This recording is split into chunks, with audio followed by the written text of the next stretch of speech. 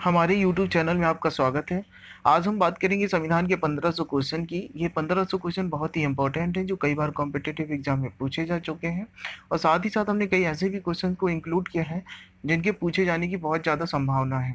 ये 1500 क्वेश्चन हम 15 पार्ट में कंप्लीट करेंगे। इसके पहले हम 9 पार्ट कंप्लीट कर चुके हैं। ये हमारा 10वां पार्ट है। हर पार्ट में हम 100 क्वेश्चन की बात करते हैं।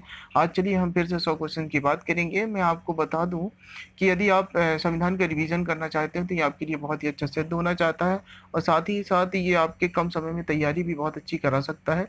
चलिए हम बात करते हैं 10वें पार्ट के पहले क्वेश्चन की कि संविधान का कौन सा प्रावधान कल्याणकारी राज्य की अवधारणा को विस्तार से बताता है। तो ये राज्य की नीति निर्देशक सिद्धांत होते हैं। उपराष्ट्रपति को अपने कार्यकाल की समाप्ति से पूर्व पद से हटाने का अधिकार किसे प्राप्त है? तो ये संसद को होता है।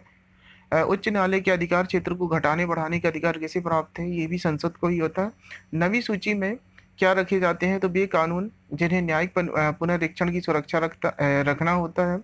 अगला क्वेश्चन, ये भारत का मुख्य विधि अधिकारी कौन होता है? ये अटॉर्नी जनरल ऑफ इंडिया होते हैं जिन्हें महान्यायवादी बोलते हैं।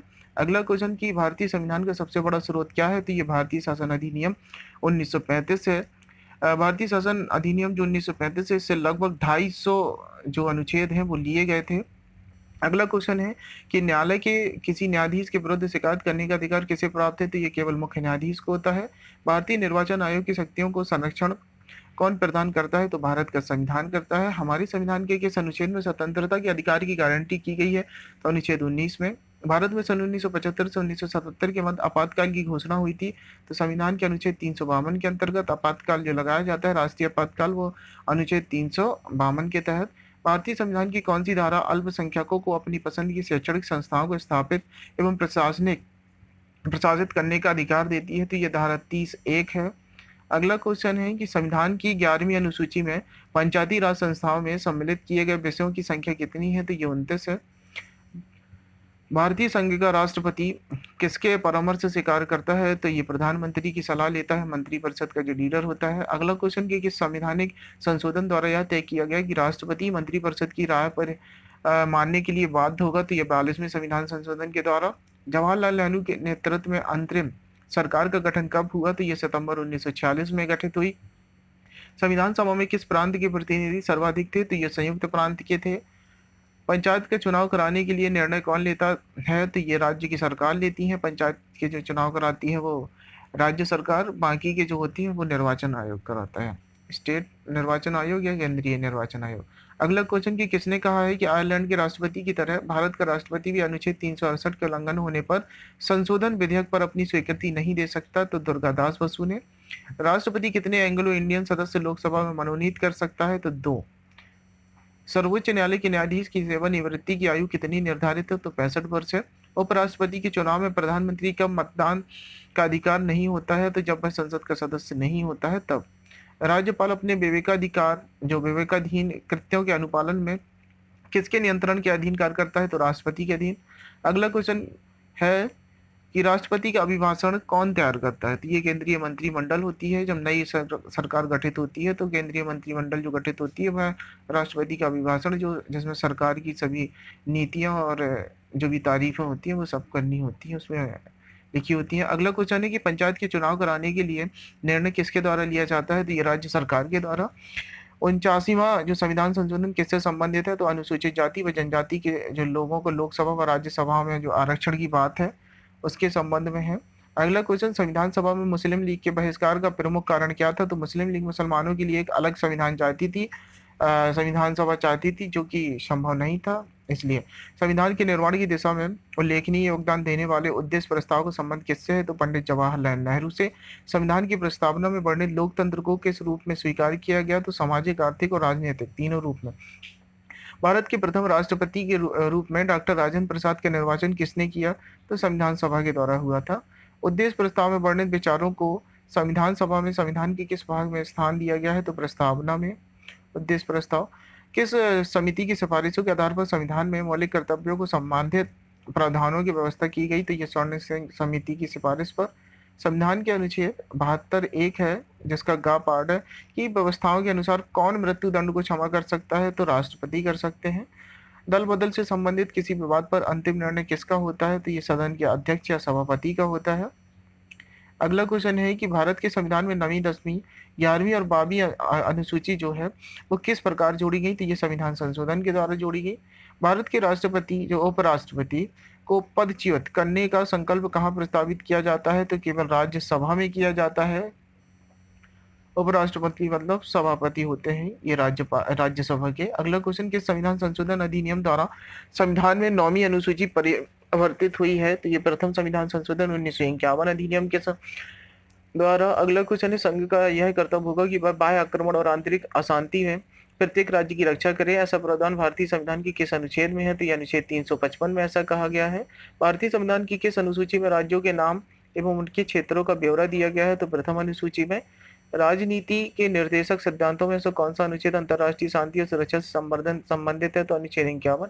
केंद्र और राज्यों के बीच होने वाले विवादों का निर्णय करने की भारत की उच्चतम न्यायिक शक्ति आती है, तो इसकी मूल आधिकारिक के अंतर्गत यदि किसी मंत्री के विरुद्ध अविश्वास प्रस्ताव पारित हो जाता है तो मंत्री परिषद को त्याग पत्र देना पड़ता है। अगला क्वेश्चन, सर्वोच्च न्यायालय के न्यायाधीशों की नियुक्ति के पूर्व मुख्य न्यायाधीश से विचार करना राष्ट्रपति के लिए बाध्यकारी है। अगला क्वेश्चन है, अवित्तीय विधेयकों को राज्यसभा कितने समय तक रोक सकती है? तो 6 महीने तक रोक सकती है। अगला क्वेश्चन कि दो राज्यों के लिए संयुक्त उच्च न्यायालय स्थापित करने का संविधान किसको जो अधिकार प्राप्त है वो किसे प्राप्त है? तो ये संसद को होता है। किस प्रकार के विधेयकों पर राज्यपाल अध्यादेश जारी नहीं कर सकते? तो राष्ट्रपति की जो विचारार्थ आरक्षित विधेयक होते हैं उन पर।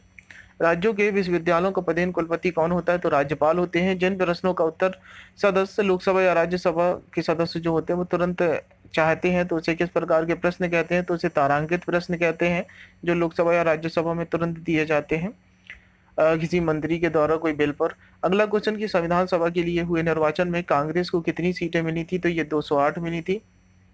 अगला क्वेश्चन, राज्य संचालन में राष्ट्रपति की सहायता करने से पूर्व किसके उपनिवेश थे? तो मंत्रिपरिषद के। किस अनुसूची के विषय तथा राज्य दोनों के क्षेत्राधिकार में आते हैं? तो समवर्ती सूची। जो केंद्र व राज्य के जो नियम बना सकती हैं वो समवर्ती सूची में। केंद्र सरकार और राज्य सरकार दोनों नियम बनाती हैं वो समवर्ती सूची होती है। रजिस्ट्रीकरण द्वारा नागरिकता प्राप्त करने के लिए किसी व्यक्ति को अन्य शर्तों के साथ भारत में कम से कम कितने वर्ष तक निवास करना प्रमाण पत्र देना होता है? तो 5 वर्ष तक का। प्रशासकों को आचार संहिता किसे कहा गया? तो ये नीति निर्देशक तत्वों को। संसद के प्रत्येक सदन की बैठक में पहला विषय कौन सा होता है? तो ये प्रश्नकाल होता है। भारतीय संसद को मूल अधिकारों में संशोधन का अधिकार किस संवैधानिक संशोधन के द्वारा प्राप्त हुआ? तो 24वें संशोधन के द्वारा। उच्च न्यायालय के सेवानिवृत्त सदस्यों को किसने प्रत्यक्ष रूप से निर्वाचित किया? तो प्रांतों के विधानसभाओं के जो सदस्य थे उन्होंने। पॉकेट वीटो के प्रावधानों के अंतर्गत राष्ट्रपति जो है किसी बिल को ना तो प्रमाणित करता है और ना ही अस्वीकार करता है, ना उसे लौटाता है। तो राष्ट्रपति क्या करता है? तो उसे अनिश्चित काल के लिए विचाराधीन अपने पास ही रख लेता है। अगला क्वेश्चन, भारतीय संविधान के किस अनुच्छेद को डॉक्टर भीमराव अम्बेडकर ने सर्वाधिक महत्वपूर्ण अनुच्छेद जो है वो बताया? तो वो अनुच्छेद 32 है, जिसे संवैधानिक उपचारों का अधिकार कहते हैं। अगला क्वेश्चन, राज्य के नीति निर्देशक सिद्धांतों को किसने वास्तव में भावुकता का कूड़ेदान कहा है? तो ये टीटी जो कृष्णमाचारी थे उन्होंने कहा है। अगला क्वेश्चन, मौलिक अधिकारों को कार्यान्वित कराने के लिए न्यायालय जाने का अधिकार वो राष्ट्रपति राष्ट्रीय आपातकाल के दौरान किस अनुच्छेद के अंतर्गत स्थगित करता है? तो अनुच्छेद 359 के तहत। राज्य के नीति निर्देशक सिद्धांतों के संदर्भ में यह टिप्पणी किसने की कि यह एक ऐसा चेक है जिसका भुगतान बैंकिंग की सुविधा पर निर्भर करता है? तो ये केटी साय ने कहा था। अगला क्वेश्चन, उपराष्ट्रपति के चुनाव में लोग कौन कौन मतदान कर सकता है? तो ये संसद के दोनों सदस्यों की जो दोनों सदस्य होते हैं लोकसभा और राज्यसभा के, वो कर सकते हैं। विधानसभा के नहीं कर सकते, वो सिर्फ राष्ट्रपति के चुनाव में करते हैं, विधानसभा के सदस्य जो होते हैं। अगला क्वेश्चन कि मनरेगा कार्यक्रम भारतीय संविधान के किस अनुच्छेद को लागू करने हेतु लगाया गया? तो अनुच्छेद 23 को। बीबी गिरी को राष्ट्रपति पद के निर्वाचन में भाग लेने के लिए किस पद से त्याग पत्र देना पड़ा? तो ये उपराष्ट्रपति के पद से। अगला क्वेश्चन है कि किस अनुच्छेद में सांसदों के वेतन भत्ते आदि का वर्णन है? तो अनुच्छेद 109 में 106 में है। जम्मू कश्मीर का संविधान कब लागू हुआ? तो 26 जनवरी 1957 को। ये 26 जनवरी 1957 जम्मू कश्मीर का जो खत्म हो गया है धारा 370 के अंतर्गत। जब कोई साधारण विधेयक संसद द्वारा पारित हो जाता है तो राष्ट्रपति का अधिकार है कि वह उसे पुनर्विचार के लिए वापस भेज सकता है। भारत में पंचायत राज अधिनियम कब लागू हुआ? तो ये 24 अप्रैल को हुआ था। सकरिया कमीशन द्वारा संतुति की गई अंतर्राष्ट्रीय परिषद का गठन संविधान की किस धारा के अंतर्गत किया गया? तो यह धारा 263 के अंतर्गत। किसी अनुमति के बिना राज्य की विधानसभा में कोई विधेयक धन विधेयक पेश नहीं किया जा सकता, तो वो राज्यपाल की अनुमति के बिना। संविधान सभा का प्रदत्त मूलभूत अधिकारों को निलंबित करने वाली सत्ता है, तो वो राष्ट्रपति है, जो आपातकाल के दौरान कर देती है। अगला क्वेश्चन है कि संविधान के किस संशोधन द्वारा संपत्ति के अधिकारों को मूल अधिकारों की श्रेणी से निकाला गया? तो ये 44वां संविधान संशोधन 1978 था। भारत में अनेकता में एकता और एकता में अनेकता, यह प्रसिद्ध कथन किसका है? तो ये विंसेंट स्मिथ का है। संविधान के अधिकांश अनुच्छेदों को संशोधित करने के लिए कौन प्रक्रिया अपनाई जाती है? तो साधारण बहुमत के द्वारा। सबसे लंबे समय तक राष्ट्रपति रहे? तो ये डॉक्टर राजेंद्र प्रसाद थे, जो 12 साल रहे। अगला क्वेश्चन, भारतीय संविधान में मौलिक कर्तव्यों का विचार लिया गया है? तो ये रूस, जो सोवियत संघ था उस समय को, और आज का रूस है। रूस के संविधान से भारतीय संविधान का कौन सा अनुच्छेद केंद्र में मंत्रिपरिषद की नियुक्ति तथा पदच्युति को विवेचित करता है? तो अनुच्छेद 75 है। चलिए, हम आज 10वां पार्ट कंप्लीट कर चुके हैं और 100 क्वेश्चन की बात कर चुके हैं। कल हम बात करेंगे 11वां पार्ट की।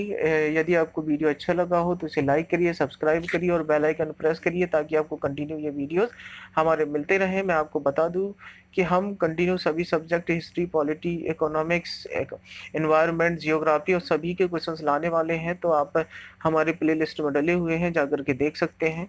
मैं अपनी बात यहीं खत्म करता हूँ।